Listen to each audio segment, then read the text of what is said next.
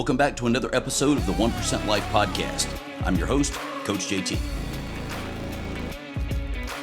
This information is for educational and informational purposes only and is solely a self-help tool for your own use. I'm not providing medical, psychological, fitness, or nutrition therapy. You should not use this information to diagnose or treat any health problem or illness without consulting your own medical practitioner. As always, results of any kind will vary based on each person's unique circumstances, capacity, and work ethic.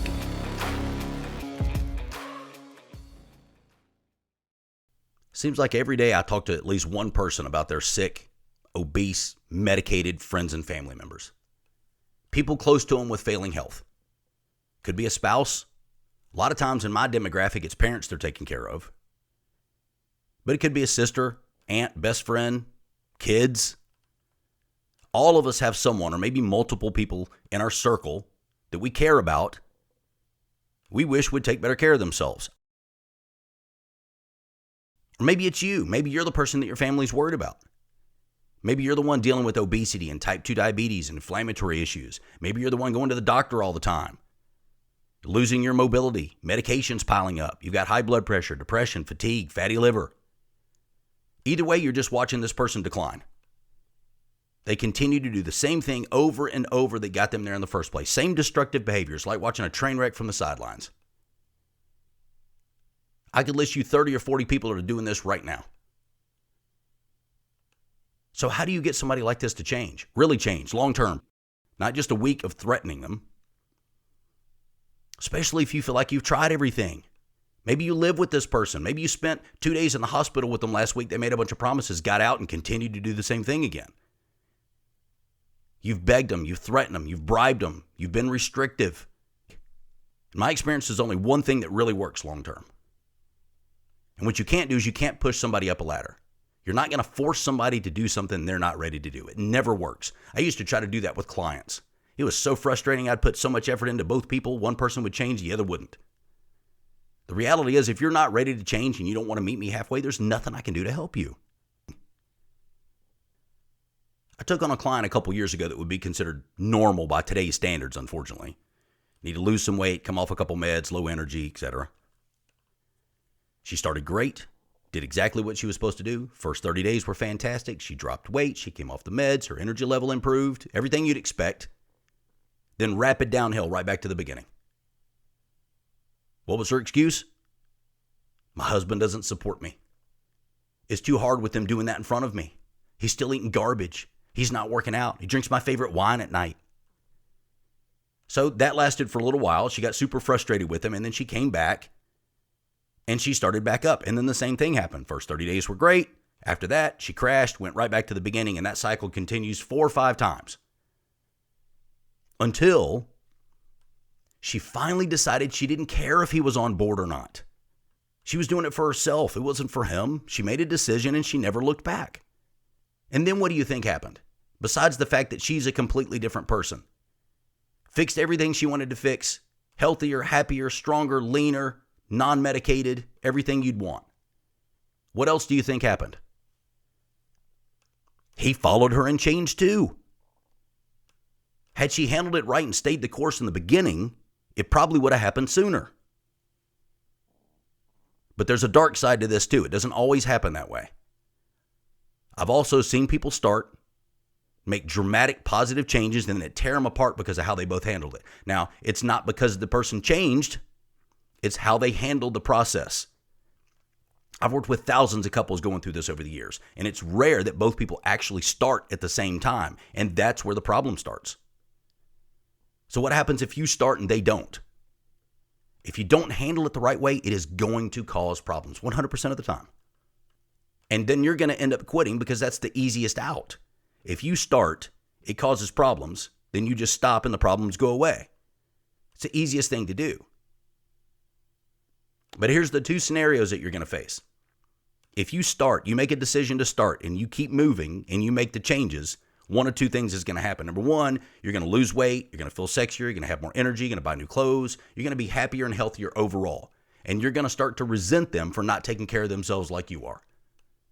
For all the reasons that you're doing it, you expect them to do it too. For us, for them, we're getting older, we've got kids. Do it for us in our relationship and our intimacy, all the reasons. Or number two, you're going to get all those same results. You're going to lose weight, feel sexier, have more energy, buy new clothes, happier, healthier, and you're going to make them feel like a loser for not doing it. You're going to throw it in their face, and you're going to make them feel even worse about themselves than they already do. So number one, you're going to resent them. Number two, they're going to resent you. Or the most likely scenario is going to be both. A lot of you guys know that I have two boys in their early 20s. Both are super healthy. They exercise 5 to 6 days a week. They eat super clean. They don't drink. They've never done drugs. They monitor their sleep. They have balance. They're happy. They're healthy. They're successful. And I never forced them to exercise. I showed them. They saw me do it with thousands of clients. I never forced them to eat like me. I provided the right choices. I was the example. That's the most powerful way to get someone to change, is to focus on yourself.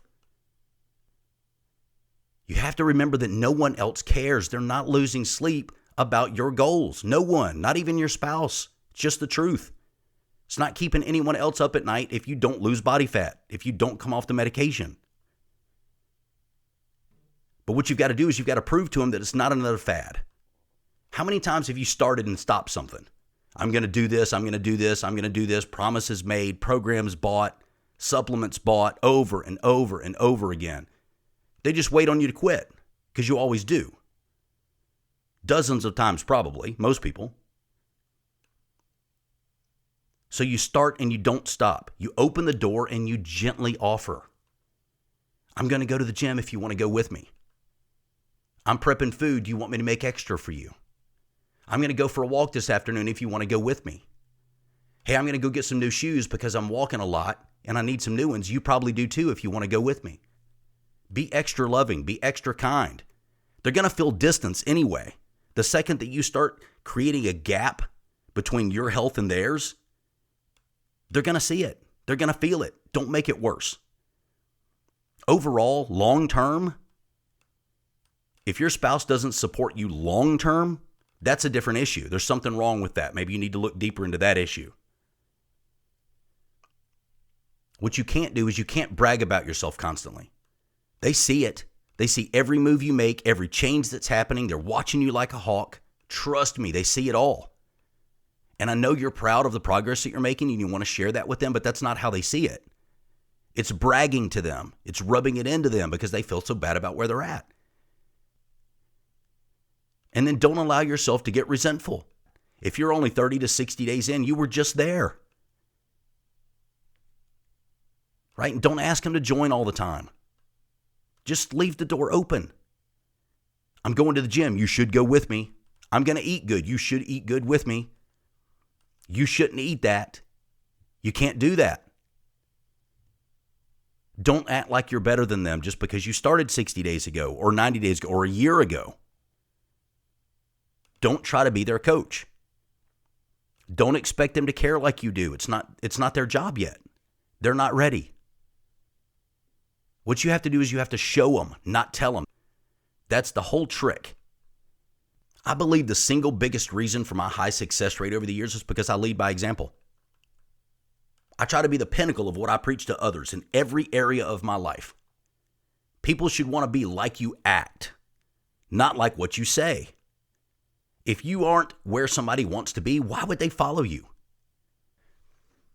Imagine this. You and I are on a hike through the forest and we come to this massive ravine with this rickety old bridge crossing it. And I tell you to go first. Trust me, go ahead. What would be your first gut instinct? If it's so safe, show me. Get your butt on there first. What if I tried to push you across it? What if I tried talking you into it? Being persuasive, threatening you, putting my hand on you and physically trying to push you. Every single thing I did would make you less likely to cross the bridge. At some point, there's no way I'm going to get you to do it. Now, same scenario. We come to that bridge and I don't say a word to you. I don't even look at you. I just start across. I just walk out on it. You may pause for a second and let me get a few steps, but you're going to follow me. You're not going to say a word. I don't have to say a word to you. I don't have to ask you to do it. I don't have to coerce you to do it. I don't have to talk you into it. You see me doing it. That's all the proof you need. Now you can follow. You always have to remember that you were just where they're at, just a little bit ago. Then stay close to them, show them the way, and don't tell them. Keep the door open, but don't push them through it. Gently encourage them by actions. Hey, I'm headed to the gym in an hour if you want to go. Let me know. I'll fill up your water bottle for you. I'm prepping some food for the week. Let me know if you want me to make some extra. I'm getting some new shoes to go walk in the hood. If you're interested in starting to walk with me, you probably need some too. Don't ever be degrading. Don't be demeaning. Don't be spiteful. Don't be hateful. Just because you've started doesn't mean they're ready yet.